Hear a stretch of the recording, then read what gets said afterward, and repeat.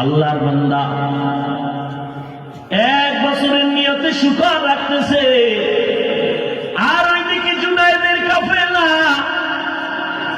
রওনা হয়ে গেছে। আমাদের শায়েখের কি খবর?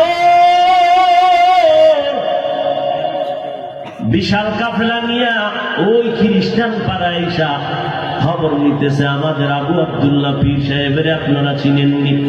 কেউ বলে চিনি, তবে তারে দেখি নাই। ঘুরতে ঘুরতে ঘুরতে ঘুরতে একজন থেকে খবর জানলো, তিনি জঙ্গলে এক বুড়া মানুষ, সাদা দাড়িওয়ালা, মাথায় ক্যাপ লাগানো, প্যান্ট শার্ট লাগানো, জঙ্গলে শুকরের রাখাল হয়ে কাজ করে। জুনায়েদের কাফেলা শিবলি রহমাতুল্লাহ আলাইহি সবাই জঙ্গলের দিকে রওয়ানা।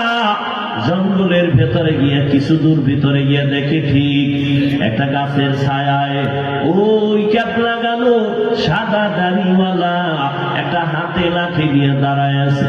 সামনে শুকর,